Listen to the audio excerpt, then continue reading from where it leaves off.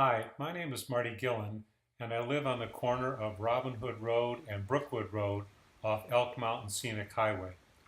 We have a problem on Brookwood Road. Take a look at this.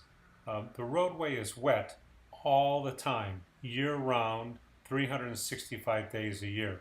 Most of the time it looks just like this, but some of the time, when it's really hot outside, it looks like this, but either way, it's wet all the time.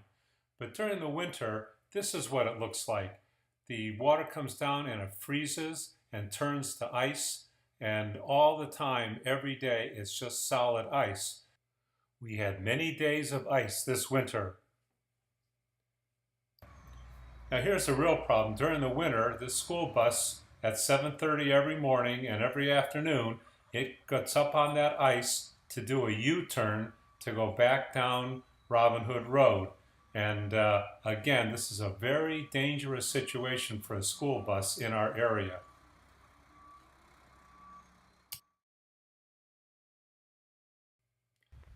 So you can see that the water is not coming down Brookwood, it's actually coming from underneath the property at 151 Robin Hood Road.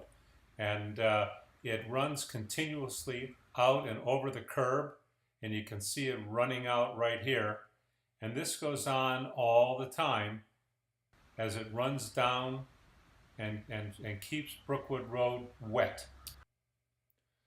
7 years ago, the city did a temporary fix. They came out with a milling machine and they milled a 10-inch wide groove along the curb going all the way down along, and water would drain down to the corner to the storm drain, and that's the same storm drain that collects all the water that's coming down Robin Hood Road. But that groove has deteriorated over the years, and it no longer keeps the water going down to the corner, and it just floods onto Brookwood.